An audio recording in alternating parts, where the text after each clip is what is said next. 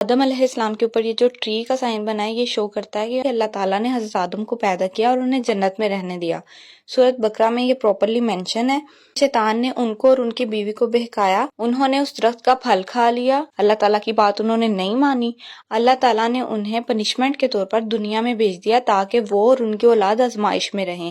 ادریس علیہ السلام اور یہ جو کاپی پینسل کا سائن ہے، اس کا ایک بڑا گہرا تعلق ہے۔ اللہ تعالیٰ نے قرآن پاک میں سورۃ مریم میں اس حوالے سے مینشن کیا ہے، حضرت ادریس کو سب سے پہلے لکھنا سکھایا گیا تھا۔ انہوں نے قلم سے لکھنا شروع کیا اور لوگوں کو علم سکھایا، اس لیے انہیں پہلا انسان مانا جاتا ہے جس نے قلم اور لکھائی کا استعمال کیا۔ حضرت نوح علیہ السلام اور کشتی کا سمبل یہ شو کرتا ہے۔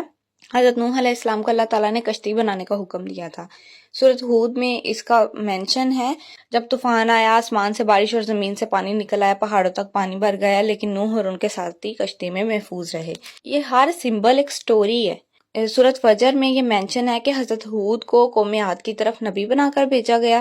قوم عاد بہت طاقتور تھی، بڑے بڑے ستونوں والے محل بناتے تھے وہ لوگ، لیکن وہ تکبر کرتے تھے اور اللہ کو نہیں مانتے تھے، تو اللہ تعالیٰ نے ان لوگوں پر عذاب جو ہے وہ ہوا کے ذریعے بھیجا تھا۔ صالح علیہ السلام اور اونٹنی کا قصہ قرآن میں ایک بڑی نشانی کے طور پر آیا ہے۔ حضرت صالح قوم سمود کی طرف نبی بنا کر بھیجے گئے تھے۔ یہ لوگ پہاڑ تراش کر گھر بناتے تھے اور بڑے مضبوط اور طاقتور تھے۔ وہ اللہ کو نہیں مانتے تھے اور کہتے تھے، صالح اگر تم واقعی نبی ہو تو کوئی معجزہ دکھاؤ۔ انہوں نے کہا کہ پہاڑ کی چٹان سے ایک زندہ اونٹنی نکالو۔ اللہ نے حضرت صالح کی دعا قبول کی اور ایک عظیم اونٹنی چٹان سے نکالی۔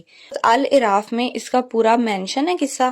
ان لوگوں نے اس کی نافرمانی کی، اونٹنی کو قتل کر دیا، پھر وہاں زبردست زلزلہ آیا، زلزلہ اور چیخ نے سب کو ہلاک کر دیا۔ جو آگ کا سائن ہے یہاں یہ شو کر رہا ہے کہ حضرت ابراہیم علیہ السلام کو آگ میں پھینکا گیا تھا نمرود کے کہنے پر، تو وہ آگ جو ہے وہ ٹھنڈی اور سلامتی والی ہو گئی تھی۔ اللہ تعالیٰ نے اس آگ کو حکم دیا کہ آگ ٹھنڈی ہو جا، سلامتی والی، امن والی بن جا، جبکہ آگ کا کام ہے جلانا۔ لوط علیہ السلام کی قوم پر پتھر کا عذاب آیا تھا۔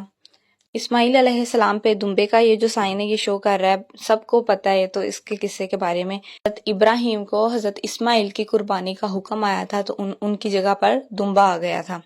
اسحاق علیہ السلام کے اوپر یہ جو دعا کا سائن ہے یہ شو کرتا ہے، ابراہیم اور ان کی بیوی حضرت سارہ وہ بہت بوڑھے ہو چکے تھے اور اولاد کی کوئی امید نہیں تھی، لیکن حضرت ابراہیم ہمیشہ اللہ سے نیک اولاد کی دعا کرتے رہے تھے، تو یہ دعا کا سائن ہے۔ انہوں نے نیک اولاد کی دعا کی تھی، اللہ تعالیٰ نے بڑھاپے میں انہیں حضرت اسحاق کی خوشخبری دی تھی۔ حضرت یعقوب حضرت اسحاق کے بیٹے تھے اور حضرت ابراہیم کے پوتے۔ ان کے 12 بیٹے تھے جن سے آگے چل کر بنی اسرائیل کی 12 شاخیں یعنی کہ قبیلے وجود میں آئے۔ انہی بیٹوں میں حضرت یوسف بھی شامل تھے۔ حضرت یوسف علیہ السلام پہ کنویں کا یہ بھی موسٹ فیمس، ان کے بھائیوں نے حسد کی وجہ سے انہیں کنویں میں ڈال دیا تھا، قافلہ وہاں سے گزرا اور انہیں بعد میں بیچ دیا گیا۔ کے اوپر انفینٹی کا سائن یہ شو کرتا ہے کہ اللہ تعالیٰ نے ان پر ہر طرح کی آزمائش ڈالی تھی، اولاد کی، مال کی اور صحت کی۔ حضرت ایوب علیہ السلام سے باری باری ایک ایک کر کے ہر چیز چھنتی چلی گئی، لیکن انہوں نے ہر حال میں صبر کیا، پھر اللہ تعالیٰ نے انہیں ان کے اس صبر کی وجہ سے انہیں وہ ساری خوشحالی دوبارہ واپس کر دی تھی۔ جتنی بھی تکلیف آئے ان کا ایمان اور صبر ختم نہیں ہوا۔ سورۃ انبیاء میں ان کے بارے میں مینشن ہے۔ حضرت شعیب، ان کی قوم جو ہے وہ ناپ تول میں کمی کرتی تھی، جس کی وجہ سے ان کی قوم پر عذاب آیا تھا، یعنی علیہ السلام کے اوپر سانپ بنایا۔ اللہ تعالیٰ نے انہیں یہ معجزہ دیا تھا کہ ان کے پاس ایک عصا تھا جو وہ پھینکتے تھے تو وہ سانپ بن جاتا تھا۔ یہ پوری پراپر سٹوری ہے، اگر سٹوریز کو ڈیٹیل میں بتانے جاؤں تو ویڈیو بہت لمبی ہو جائے گی، اس لیے ایک لائن کافی ہے۔ حضرت ہارون علیہ السلام حضرت موسیٰ کے بھائی تھے۔ موسیٰ نے دعا کی تھی کہ یا اللہ میرے بھائی کو میرا بازو بنا۔ حضرت موسیٰ کو سپورٹ دی تھی حضرت ہارون نے۔ ذوالکفل بعض جو ہے مفسرین وہ کہتے ہیں کہ یہ نبی نہیں تھے، بعض کہتے ہیں اللہ کے بہت نیک بندے تھے۔ ان کا قرآن میں ذکر آیا تو اس حوالے سے یہ تھا کہ ذوالکفل جو تھے وہ بہت ذمہ دار انسان تھے، انہوں نے ہر قسم کی ذمہ داری کو صبر کے ساتھ برداشت کیا تھا۔ سورۃ انبیاء سورۃ صاد میں ان کا ذکر صبر کے ساتھ آیا ہے۔ داؤد علیہ السلام اور یہ تاج کا سمبل جو ہے وہ شو کرتا ہے کہ داؤد علیہ السلام کو اللہ تعالیٰ نے ہر قسم کی بادشاہت دی تھی۔ سورۃ صاد میں اللہ تعالیٰ نے حضرت داؤد علیہ السلام کا یہ مینشن کیا ہے کہ داؤد کو ہم نے بادشاہت اور حکمت دی اور فیصلہ کرنے کی قوت عطا کی۔ اللہ تعالیٰ نے حضرت داؤد علیہ السلام کو تاج یعنی کہ طاقت، انصاف اور عبادت کے طور پر آزمایا تھا۔ یہ ہمیں سکھاتا ہے کہ اگر اللہ کسی کو طاقت یا حکومت دے تو اسے فخر نہیں بلکہ عدل اور شکر کے ساتھ استعمال کرنا چاہیے۔ حضرت داؤد کے بیٹے حضرت سلیمان تھے۔ سلیمان علیہ السلام جو تھے ان کا یہ معجزہ تھا کہ وہ پرندوں کی زبان سمجھتے اور ان سے بات کرتے تھے، اسی لیے یہ برڈ کا سائن بنایا۔ سورۃ نمل میں اس کے بارے میں پراپر مینشن ہے۔ حضرت الیاس کو جو ستارے ہیں، اندھیری رات ہوتی ہے تو وہ راستہ دکھانے میں ہیلپ آؤٹ کرتے ہیں۔ الیاس کو اس طرح سے ایسوسیٹ کیا جا رہا ہے ستاروں سے کہ قرآن میں ذکر ہے کہ وہ اپنی قوم کو شرک سے روکنے آئے تھے۔ ان کی قوم بال نامی ایک بت کی عبادت کرتی تھی۔